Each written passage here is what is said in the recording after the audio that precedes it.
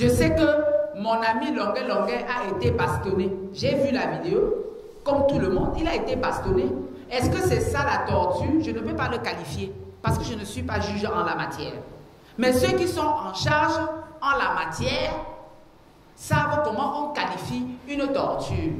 Mais par ailleurs, j'ai dit qu'il y a des gens qui sont même moralement torturés, dont la torture morale a dépassé même l'emprisonnement ou la torture de la chaîne. C'est ce que j'ai dit. Un parti politique, c'est une doctrine. C'est une église. C'est l'église du RDPC. Et chaque église a ses règles. Vous avez des gens qui disent au nom du Père, du Fils, Saint-Esprit. Vous avez des gens qui disent Allah. C'est leur église. Et chacun a sa façon de conduire son église. Oui, monsieur, c'est ça. C'est ça, ça dit que vous riez, mais c'est ça. L'église, c'est une doctrine. Et quand vous adhérez à cette doctrine, vous suivez la discipline de cette doctrine. Moi, je suis de l'église catholique. Vous savez combien de fois on dit Amen pendant la messe à l'église? Vous êtes chrétien? Catholique. On dit combien de fois avant la fin de la messe? Vous savez pourquoi on dit Amen? Peut-être vous ne savez pas. Amen veut dire que oui, j'accepte, je suis d'accord. C'est pour ça qu'on dit Amen pendant toute l'église, toute la messe. Dès que le prêtre finit de dire quelque chose, dit Amen, on dit Amen. Si vous dites à basse voix, il répète Amen à haute voix. Parce que oui, j'accepte, j'adhère. C'est ça tout le parti politique. Vous ne saviez pas? Tous les partis politiques, c'est une doctrine, monsieur.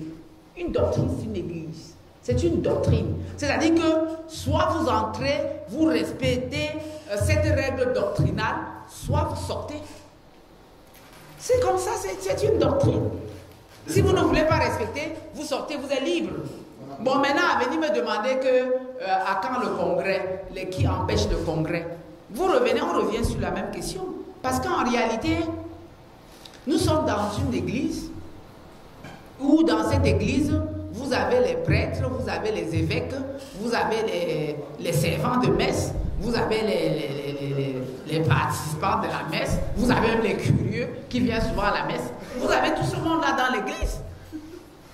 Donc vous ne pouvez pas venir maintenant me dire qu'à quand le congrès, alors que je ne suis pas l'évêque dans l'église, ni l'archevêque. Qu'est-ce qui empêche les Camerounais de ne pas relire le président Paul Biya? Je vous ai dit qu'il n'a pas fait le coup d'État. Quelqu'un là-bas organise des élections libres et transparentes. Et les gens les lisent. Vous voulez qu'on les lise, ils refusent. Voilà les élections qui se préparent. Est-ce que le président même vous a dit qu'il va être candidat? C'est nous qui voulons qu'il soit candidat. Vous avez vu des milliers de motions de soutien qui pleuvent sur toute l'étendue des territoires nationaux. Il n'a même encore rien dit. Moi-même, j'ai déjà fait la motion de soutien. Qui n'a pas fait la motion de soutien? On a fait ça partout, dans toutes les régions, dans tous les départements, dans toutes les unités administratives, même dans tous les fins fonds du village, les chefs traditionnels ont fait les motions de soutien pour qu'il redevienne chef de l'État. Est-ce qu'il a même dit qu'il a demandé quelque chose? Il n'a rien demandé. Les gens voient qu'il est celui qu'il faut à la place qu'il faut pendant 50 ans ou 60 ans. Qu'est-ce que vous voulez? Vous n'avez donc qu'à aller dans votre circonscription. Vous êtes de quelle circonscription? Vous êtes d'où? Mais Boyo, c'était les premiers à envoyer la motion de soutien pour que le chef de l'État se représente à la candidature aux élections présidentielles. C'était les premiers, vous n'êtes pas au courant? Est-ce que vous n'êtes pas au courant? C'était les tout premiers, ils étaient les premiers. Ça fait plus d'un an, même si vous êtes de n'importe quel parti politique, mais c'est de votre village qu'est sorti les premières motions de soutien au président premier à se représenter plus d'un an aujourd'hui. Qu'est-ce que vous avez fait pour contrecarrer ça dans votre unité administrative chez vous-même? Ah bon, qu'est-ce que vous avez fait? Vous avez fait quoi? Mais vous êtes un journaliste, vous n'avez pas l'intérêt de la gestion de votre pays ou bien de votre village? Vous n'aviez qu'à aller aussi réunir les gens chez vous pour faire une contre-motion de soutien. Pourquoi vous ne l'avez pas fait? Non. Un journaliste vous est concerné, pourquoi vous n'avez pas mobilisé les gens de votre village pour les conseiller d'aller faire motion contraire? Monsieur Rodrigue Tonguet, tout à l'heure, a parlé de projet de loi sur la décentralisation que nous allons défendre cet après-midi. Mais nous annotons toutes les anomalies dans tous les différents projets de loi. Et nous débattons avec les différents membres du gouvernement. Et en intercession, vous avez les questions orales adressées aux membres du gouvernement sur différents aspects de la vie de la société. Vous avez vu l'autre jour, j'ai par exemple en intercession, j'ai interrogé le ministre d'État en charge de la justice, en parlant effectivement d'une justice qui est corrompue. Et lui-même l'a reconnu, que la justice était corrompue. Je l'ai interpellé sur l'injustice que vivent les Camerounais. Parce que c'est aussi un problème très sérieux. Je lui ai parlé de la lenteur judiciaire, des décisions de justice non exécutées, des procédures interminables. On a débattu de tout cela. Donc ce n'est pas que c'est vraiment une chambre où on s'en va là-bas se coucher au lit, on dort. C'est pas vrai.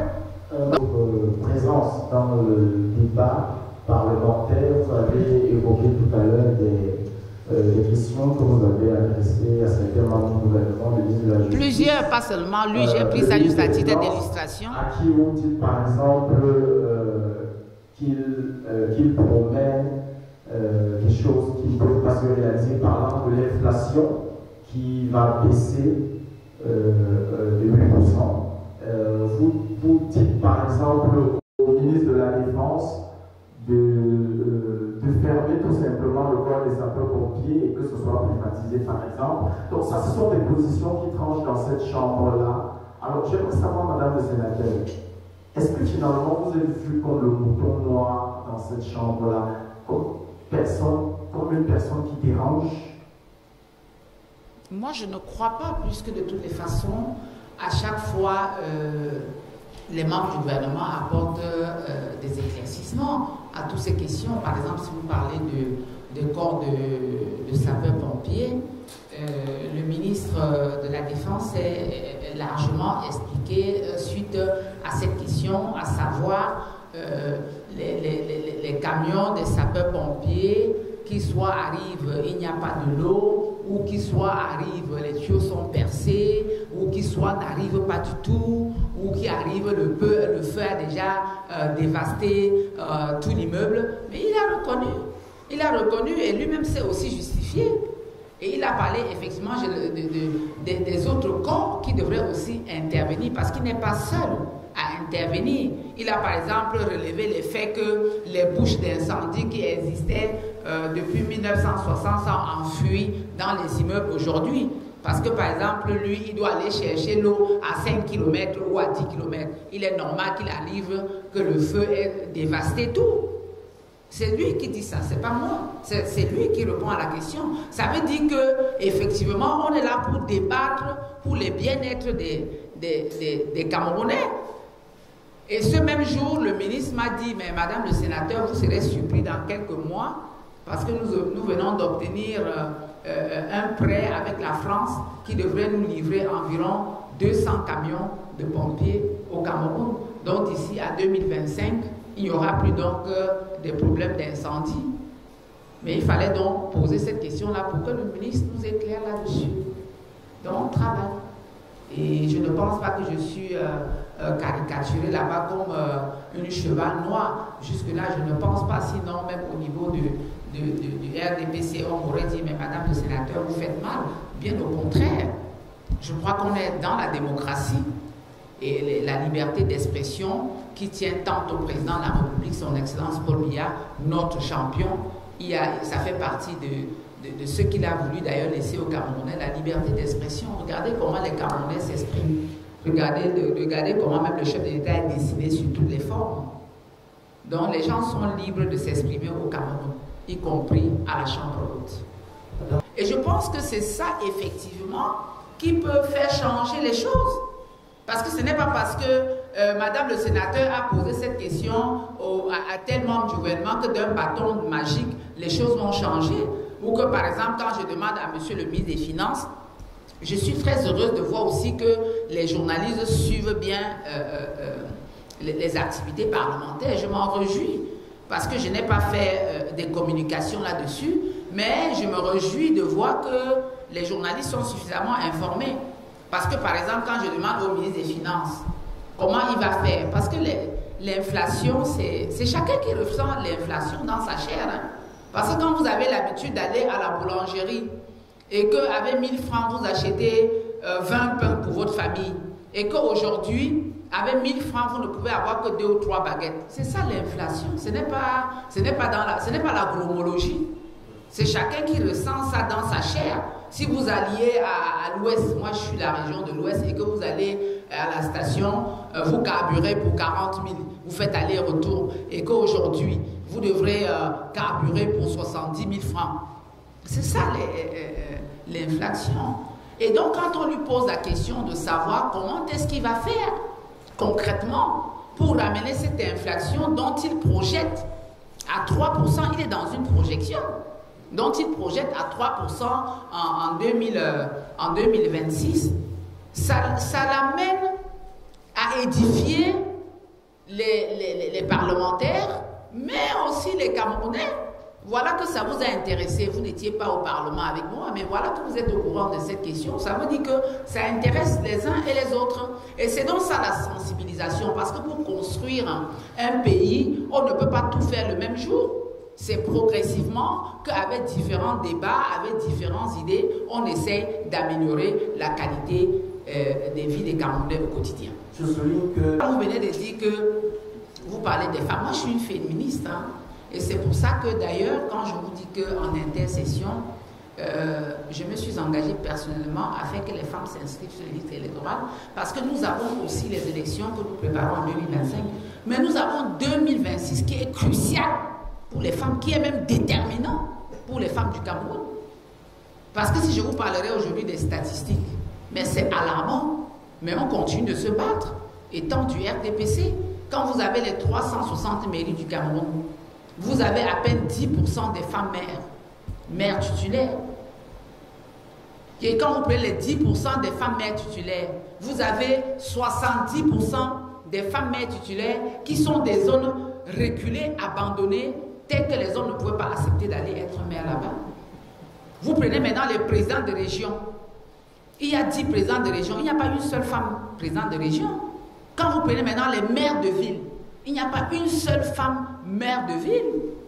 Et vous pensez que nous, de RDPC, on ne constate pas cela? Il y a la liberté d'expression RDPC.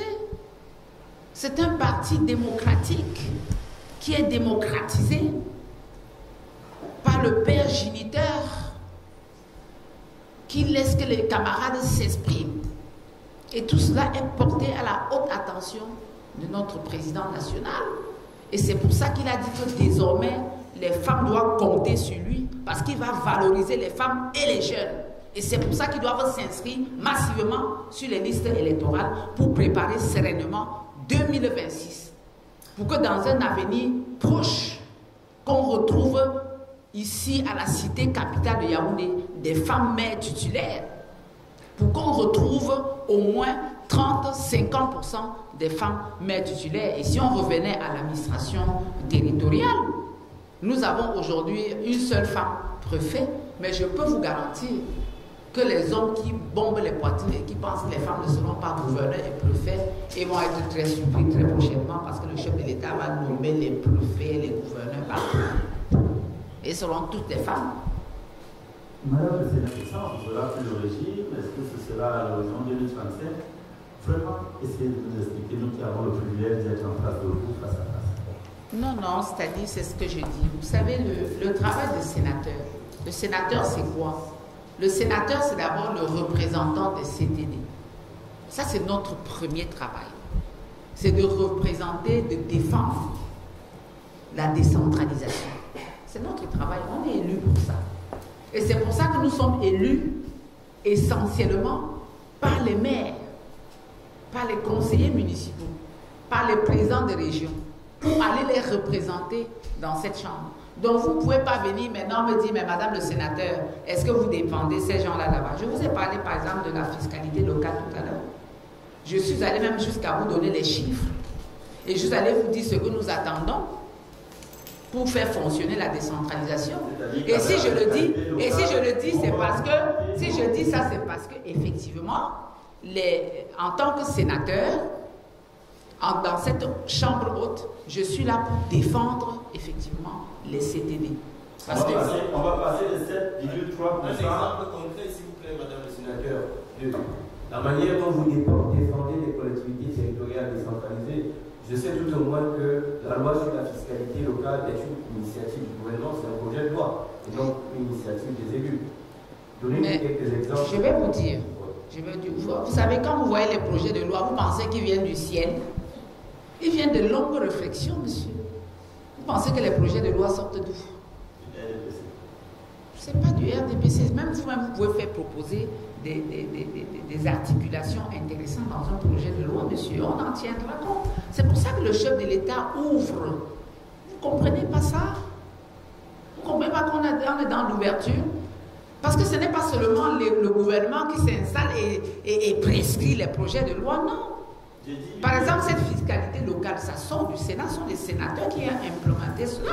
Mais on ne vient pas dire ce sont les sénateurs parce que ça veut dire que vous ne connaissez pas comment fonctionne le Cameroun.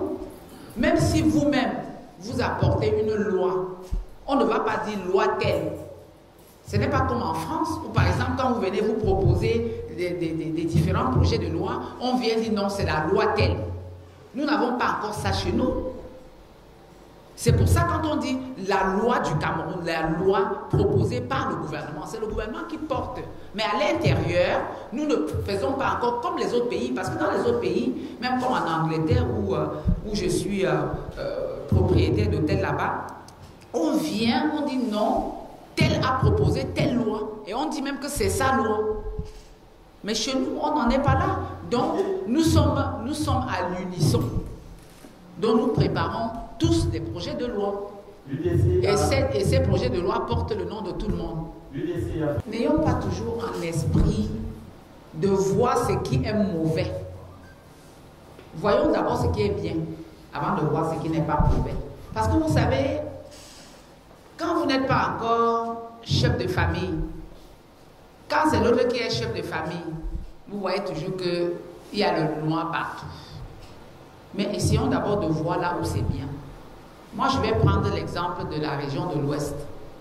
Moi, quand j'étais toute petite, j'étais toute jeune, pour faire le lycée, on avait l'unique lycée de la région de l'Ouest qui était le lycée classique de Bafoussam. Donc, si vous étiez à Bafang et que vous avez votre enfant qui doit faire le lycée technique, il devrait aller fréquenter à Bafoussam. Aujourd'hui, dans le département du Onka, nous avons dans chaque unité administrative, parce que nous avons 7 départements, chaque département a un lycée technique. Ne serait que pour ça, je peux demander qu'on vote le président de la République encore. Ne riez pas. Ne serait que pour ça, parce que vous savez, quand vous regardez dans le monde aujourd'hui, vous voyez un pays comme l'Inde, qui progressivement est en train de devenir un pays parmi les pays les plus puissants. Qu'est-ce qu'ils ont mis en avant? Ils ont mis en avant l'éducation. Et c'est pour ça que quand vous regardez aujourd'hui les statistiques du monde, vous voyez que quand on présente la Harvard comme la première université du monde, après la Harvard, toutes les autres universités, jusqu'à 100, sont des universités indiennes. Parce que l'Inde n'a pas mis l'accent sur les infrastructures. Il n'a pas construit les routes. Il n'a pas construit tout ce qu'on veut qu'on construise. Mais il a mis l'accent sur l'éducation, la recherche. Et les résultats sont là. Aujourd'hui, quand vous allez, je peux citer Google, je peux citer toutes les grandes entreprises du monde, vous verrez que tous les top managers sont des Indiens. Parce que l'Inde a mis l'accent sur la formation et la recherche. Et je crois que c'est ce que le président de la République a fait aussi, hein, le président Paul Biya. Parce qu'au niveau de ma région, je vous assure, c'est pratiquement comme le quartier latin. Vous connaissez le quartier latin en France? C'est le quartier du savoir. Je crois que comme il a l'habitude d'aller en France, Il a dû imiter donc ce quartier-là pour importer au Cameroun, pour faire que dans toutes les unités administratives, que nous ayons les lycées techniques, les collèges, les universités. Vous voyez, avant la session du président Paul Biya à la magistrature suprême, on avait combien d'universités? Nous en avons combien aujourd'hui? Donc, on ne peut pas seulement regarder ce qui n'est pas bien fait, on doit regarder ce qui est fait. Et quand vous parlez, par exemple, de la corruption, mais est-ce que vous pouvez juger la corruption plus que le chef de l'État qui lui-même a caricaturé ces gens de délinquants au col blanc? Vous savez combien on a plus qu'un gouvernement à Kodengui? Vous avez un premier ministre qui est en prison, vous avez un ministre des Finances qui est en prison, vous avez un ministre de la Défense qui est en prison. Ça veut dire que lui-même, il est au front contre la lutte contre la corruption. Lui-même, il est devant, avec le bâton de Berlin, pour lutter contre la corruption. Aujourd'hui, on peut parler de l'instabilité de la crise du Nord-Ouest. Mais c'est depuis combien de temps? Ça fait 5 ans qu'il y a la crise anglophone. Avant ça, c'était pratiquement le Cameroun, au niveau de la sous-région, c'était l'havre de paix. Le seul pays au niveau de la sous-région où il n'y avait pas de guerre. Seulement le Cameroun. Vous allez me dire qu'il y a Boko Haram. Mais je vais dire qu'avant Boko Haram et les autres, le Cameroun était pratiquement l'arbre de fer. Donc pour cela, je peux demander qu'on élise le président de la République. J'arrive. On va parler de la prospérité. Je vais vous dire, regardez autour de vous, des centaines de Camerounais qui sont devenus aujourd'hui au niveau de la sous-région des bâtisseurs incontestables. Parce que quand vous allez, moi, peut-être vous ne voyagez pas beaucoup, hein. Moi je vais ici au Gabon, je ne peux pas voir un immeuble comme l'immeuble-ci qui appartient à un Gabonais. Je vais ici en Centrafrique, je peux avoir un hôtel comme cet hôtel qui appartient à un Centrafricain. Je vais ici même à Abidjan, je ne vois pas des biens comme ça qui appartiennent aux locaux. Et ça, c'est sur l'aide du président Paul Biya. Même pour ça, on peut le réélire. Parce que, par exemple, quand vous voyez des gens qui ont été arrêtés ici pour l'avion du président pour Abatros, on les a arrêtés combien d'années après? C'était après combien d'années? Mais ils ont été interpellés. Abatros, quand on a dit ici qu'il y a eu l'avion du président, ces gens-là ont été interpellés 10 ans plus tard. Parce que le président, c'est un légaliste. Il ne fraude, il ne brûle pas les étapes. Il va étape par étape. Si la CONAC a déjà fini le rapport, il passe à une autre étape. Il passe par exemple à l'étape de l'audition. Il passe même à l'étape de la contre-expertise. Et tout cela prend du temps. Mais ce qu'il faut retenir, c'est que l'État ne meurt pas. L'État ne tombe pas malade. Donc, retenez que si la CONAC a rendu son opinion ou sa décision sur la gestion de Covid-Gate, de stade de Lembe, etc., rassurez-vous que le chef de l'État veille au grain en ce qui concerne surtout la corruption. Parce que vous savez, quand le chef de l'État accède à la magistrature suprême, il dit que quand il partira, il va laisser la démocratie au Cameroun. Vous savez combien de partis politiques existent aujourd'hui? Il parle de le panier de la ménagère. Quand vous regardez les deux ministères, le ministère de l'économie et des finances, vous avez déjà fait un seul remaniement au Cameroun sans qu'on ait touché ministère économie ou finances. Ça veut dire sincèrement que lui-même ne doit pas être satisfait parce qu'il n'y a pas d'œuvre parfaite sur terre. Il a été nommé comme maître d'ouvrage par le président national pour la rénovation de la permanence du parti. Et j'ai accepté parce que vous savez, moi j'aime l'élégance. Parce que je suis convaincue que même l'élégance de la permanence du parti peut nous faire avoir de plus de militants. Parce que quand vous passez devant une maison, si c'est beau, vous voulez même entrer, même par curiosité, et vous pouvez entrer et y rester. Donc ça fait partie de la campagne pour le département du Onka, qui est un terrain qu'il faut reconquérir. Et je suis là-dessus. Il y a même certains camarades qui pensaient même que le RDPC est fini. Je leur ai dit que le RDPC n'a pas encore commencé.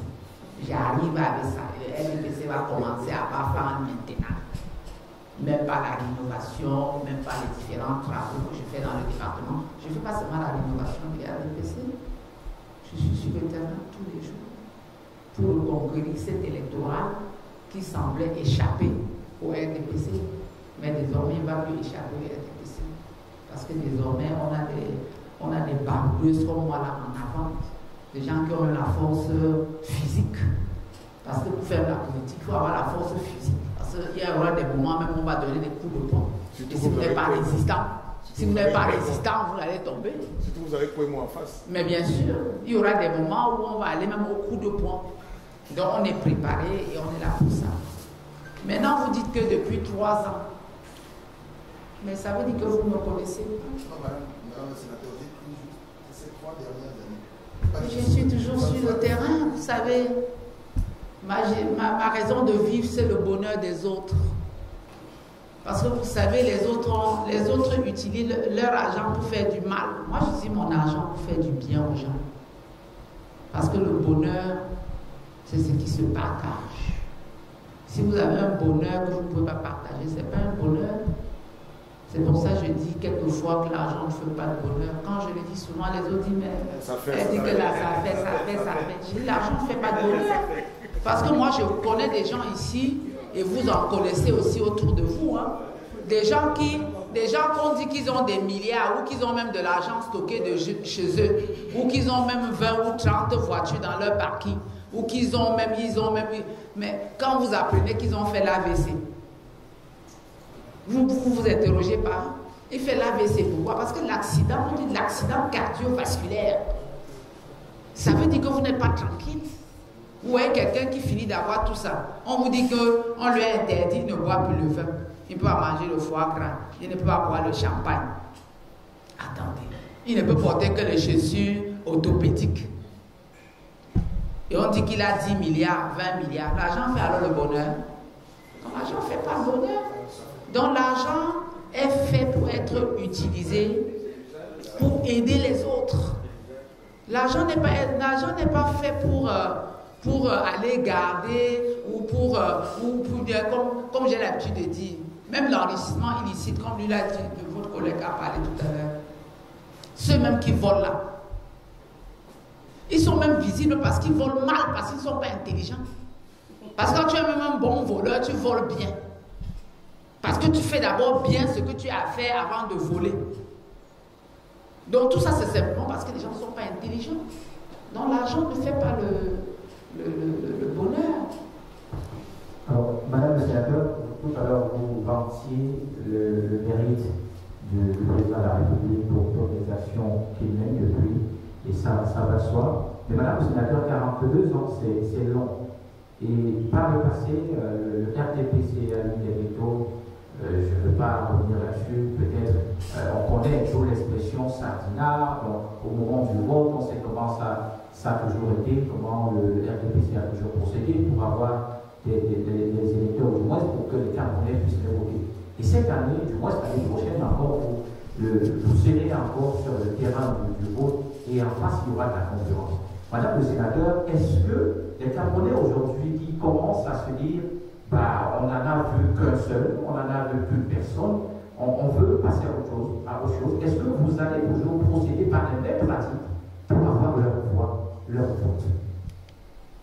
Vraiment, mon frère. Éric Bilon. Et monsieur Éric Bilon. Éric Bilon. Mais Éric, est-ce qu'il y a eu le coup d'État au Cameroun? Il y a eu le coup d'État ici, Éric. Les gens ont voté le président Paul Biya. Il a été plébiscité à la magistrature suprême, qui a attaché les Camerounais de ne pas voter contre lui. En donnant quelle sardine? Vous venez de suivre fraîchement, vous suivez souvent les informations. Vous avez suivi les élections américaines. Bon, ils ont investi combien pour gagner les élections? Pour convaincre. Bien sûr, ils ont investi combien? Beaucoup d'argent, des milliards. Alors, c'était pour donner quoi aux gens? Pas des sardines, pas des Mais ils ont donné quoi? Des programmes. Quel programme? Donc tu penses que les milliards là, c'était seulement pour imprimer les programmes et distribuer?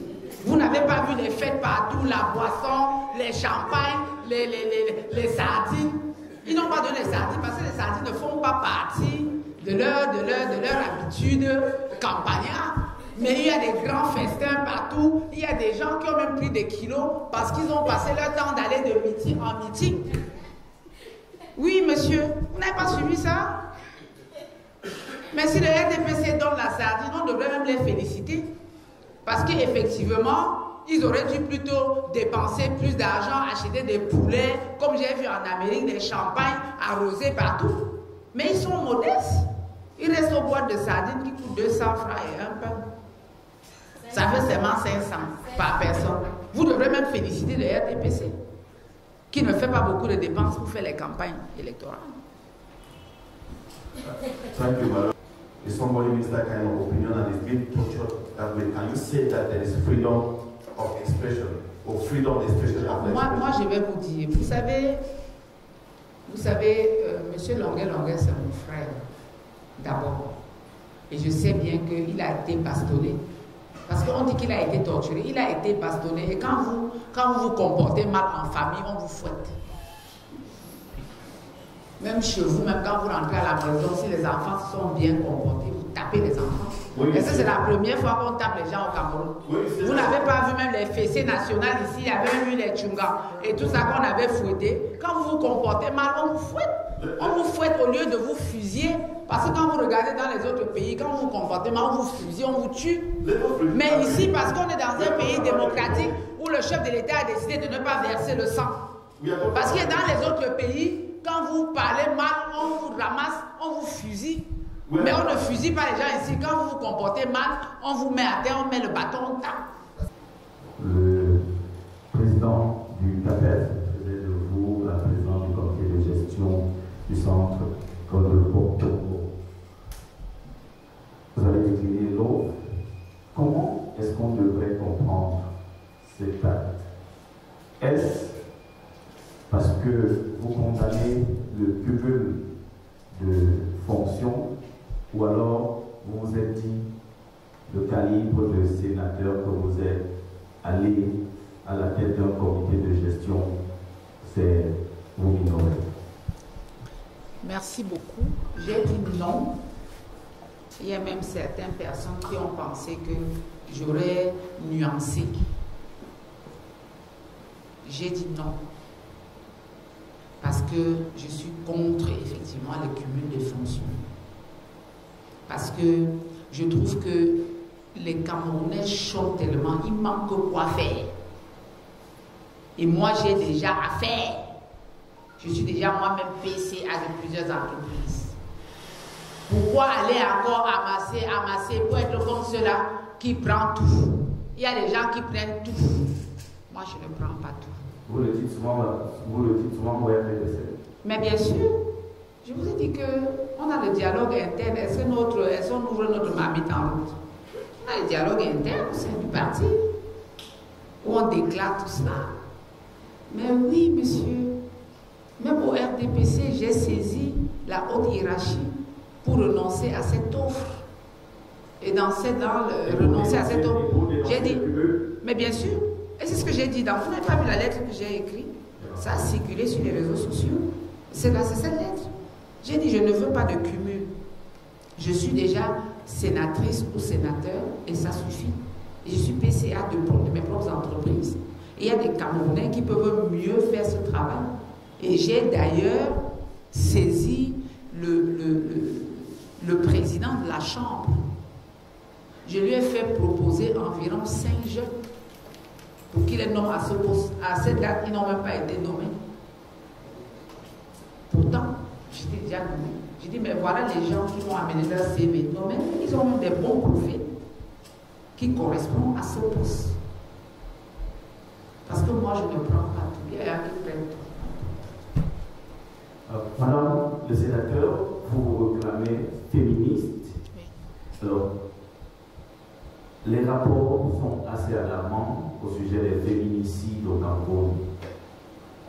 Depuis l'année 2024, on parle d'une bonne centaine de femmes tuées après des violences, mais la sénatrice, c'est la loi de l'Omerta. Vous n'en avez jamais parlé, n'avez jamais commis de tribune pour dénoncer ces féminicides. Est-ce parce que vous vous dites c'est pas important, vous avez de meilleurs combats qui vous rendent plus visibles? Merci beaucoup. Ça veut dire que vous ne suivez pas mes activités. J'ai organisé sur tout l'ensemble du territoire national le recensement sur les violences faites aux femmes. Je le fais en compagnie des systèmes des Nations Unies. Et pourquoi j'ai pris le risque de faire ces statistiques? Parce qu'il y a plus de 10 ans, il n'y a pas eu de statistiques. Et je l'ai fait juste un peu après le Covid. Parce qu'après le Covid, les violences faites aux femmes pendant Covid et après Covid sont plus élevées que jamais. Parce que vous savez, il y a beaucoup des hommes qui n'allaient plus au travail. Et il y a beaucoup des hommes qui ont perdu leur travail. Donc, se sont donc mis à s'acharner sur leurs femmes. Et j'ai payé tous les collectes des informations sur les violences faites aux femmes sur l'ensemble du territoire national. J'ai reçu de Madame le ministre de MIPROF l'appui technique. J'ai payé tous ces collectes de mes poches. Mais oui, monsieur. Madame le sénateur, la question est... J'ai payé de mes poches. Parce que vous dites, mais monsieur, quand vous allez déjà jusqu'à aller sensibiliser, faire des recherches, pour même comprendre, parce qu'il y a ceux-là qui viennent sur les réseaux sociaux pour se faire voir ou bien pour faire les vues, viennent dire, je condamne ceci, je condamne cela. Si vous leur demandez, qu'avez-vous fait pour empêcher cela, ça s'arrête là. Parce qu'ils ne peuvent pas aller plus loin. Mais je dis donc que je ne me suis pas seulement arrêtée à demander. Je me suis engagée à faire les collectes sur tout l'ensemble du territoire national pour rafraîchir la mémoire statistique du Cameroun. Parce qu'il n'avait plus de statistiques. Je l'ai fait. Et aujourd'hui, on a un minimum de statistiques des violences faites sur les femmes. Parce que quand vous voyez les violences faites sur les femmes, c'est par région. Les types de violences qui sont faites aux femmes du centre ne sont pas les mêmes types de violences qui sont faites sur les femmes de l'extrême nord ou sur les femmes du sud-ouest. Et c'est moi qui l'ai révélé dans les statistiques. Monsieur, je travaille, hein, et je travaille pour les femmes. Hein. Nous ne disons pas le contraire, madame le sénateur. Nous disons juste, est-ce que vous ne pensez pas que vous pouvez faire mieux que faire ces recensements? Il faut déjà commencer par les statistiques avant de faire des propositions. Et c'est ce que j'ai fait. Moi, je ne mets jamais les charrues avant le bœuf. Il fallait d'abord faire l'état des lieux. Et cet état des lieux a été fait. Et les résultats ont été rendus publics en début 2024. Maintenant, on pourra entrer progressivement dans d'autres chantiers. Comment faire donc? Et le seul moyen pour mieux le faire, monsieur, c'est d'autonomiser les femmes. Parce que la plupart des femmes qui sont violentées, c'est parce qu'elles ne sont pas autonomes. Elles n'ont pas de caractère de madame le sénateur. Elles ne sont pas des femmes leaders. Parce qu'on ne peut pas taper une femme leader. Vous envisagez avoir un poste de ministre? Ministre pour faire quoi maintenant? Vous aussi comme la CAPEF. Hein. Mais bien sûr, ministre pour faire quoi? Vous ne voyez pas que tous ces ministres vont être comme moi? Mais attendez, quand on nomme un ministre, on va lui chercher le premier logement où? C'est pas parce moi je vis là-bas depuis 30 ans. Le premier véhicule qu'on va commander pour qu'il sorte de la Renault 4 ou je ne sais pas moi, c'est pas le V8. Moi je suis dedans depuis.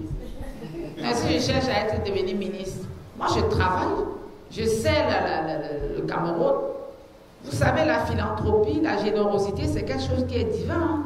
On ne donne pas parce qu'on a, mais on donne parce qu'on a la volonté de donner. Mais si le chef de l'État a besoin de gens comme moi pour l'aider au gouvernement, pourquoi pas? Je peux venir l'aider. Si le président de la République veut qu'on l'aide, moi je suis là pour le servir. S'il est mon président national, il est mon champion, alors moi je vais partout, il me dit d'aller, il dit va, je vais. S'il m'a demandé d'aller, c'est lui qui m'a investi comme sénateur. Je suis allée pour respecter la volonté du président national, dont il en serait de même. Mais je ne cherche pas spécialement à devenir ministre. Vous savez, beaucoup de gens disent ça. Hein? Tout ce que je fais là, les gens se disent, mais elle court trop, elle fait tout ça. Elle a déjà tellement bavardé, on a même fait elle sénateur. Elle veut encore quoi maintenant? Elle est déjà sénateur, elle veut encore quoi? J'ai dit, mais moi je ne veux rien. Si chacun nettoie devant sa cour, le village peut devenir propre. Si tous les parlementaires du Cameroun, les députés, les sénateurs animaient la société comme j'anime là, le chef de l'État n'aurait même pas besoin de sortir du palais de l'unité pour être élu. Parce que nous allons le faire élire, chacun dans sa circonscription, chacun dans son village. Ils ne devraient pas seulement se limiter aux motions de soutien. Ils doivent descendre sur le terrain et faire élire le chef de l'État, chacun dans son village. Vous savez, quelqu'un même a commencé par me demander tout à l'heure comment on va faire pour élire le président de la République. Ça va être bilan contre bilan. Parce que même ceux-là qui disent qu'ils vont diriger le Cameroun, je ne vois pas ce qu'ils ont fait. Parce qu'ils vont nous présenter leurs états de service. Moi, au jour d'aujourd'hui, j'ai capacité plus de 250 000 femmes et jeunes sur l'ensemble du territoire national. J'ai financé les nanocrédits à plus de 4 000 femmes maintenant. Ça, c'est du concret. Ce n'est pas du bavardage, ce n'est pas du sophisme. C'est ce que je fais. Et moi, je fais cela parce que je suis une self-made woman. Je suis une autodidacte assumée, programmée pour échouer. Mais moi, j'ai programmé pour réussir. Donc, je connais les difficultés des personnes à réussir. Quand vous dites, mais vous passez le temps à donner 50 000 aux gens, 20 000 aux gens, je donne même 5 000 aux gens, même 1000 francs. Parce qu'il y a des gens qui peuvent mourir parce qu'ils n'ont pas 100 francs. Et je connais ça. C'est pour ça que quand quelqu'un vient jusqu'à moi, s'il a le palu, je vais au moins le faire acheter le médicament pour aller se soigner. La dernière fois, je vais vous raconter une anecdote. J'ai été invitée à l'IRIC par le professeur Ona. Je suis arrivée et le directeur de l'IRIC ne voulait même pas que je prenne parole à l'amphi. Mais le professeur Ona a dit, mais si Mami Nyanga n'entretient pas les jeunes sur lui, moi-même je vais quitter l'IRIC. Si elle nous écoute, professeur Ona, on a dû faire le bras de fer. Elle dit, mais comment dans ce pays-ci, on ne peut pas valoriser les success stories? Voici une self-made woman. Vous savez, parce que j'étais tout le temps stigmatisée comme ça. C'est d'ailleurs ça qui m'a amenée. Aujourd'hui, je suis titulaire d'un MBA, un master en business administration. Vous demandez tout à l'heure si je veux devenir ministre. Il y a beaucoup de ministres ici qui n'ont pas le diplôme que j'ai. Le diplôme, ils n'ont pas ça. Je suis allée me former. Pourquoi? Parce qu'effectivement, plusieurs personnes se posaient la question comme vous venez de me poser. Quand je viens dans les universités, on dit, mais elle va parler en quoi? J'ai pris la décision de rentrer à l'école pour que désormais, quand on parle des diplômés, qu'on me cite parmi les diplômés du Cameroun. Je l'ai fait. Et quand vous dites qu'on m'invite dans les amphis ici, ce n'est pas seulement au Cameroun. Moi, je forme le personnel de Google et je suis payé 7 000 $ l'heure en leadership. Il y a quel Camerounais qui fait ce travail chez Google, qui est donc disponible.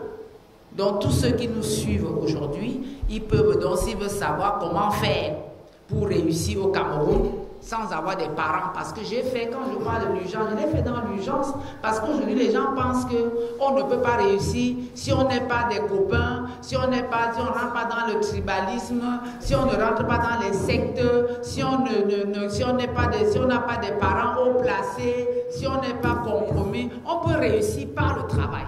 Et tout ça. Moi, quelqu'un a parlé tout à l'heure de mon hôtel qui a abrité la canne. On a aussi parlé tout à l'heure de torture, qui a la torture morale. Mais il faut être patient dans la vie. Vous savez, on a fait la canne ici. Tous les entreprises qui étaient en construction pour accueillir la canne ont reçu l'accompagnement de l'État, sauf moi.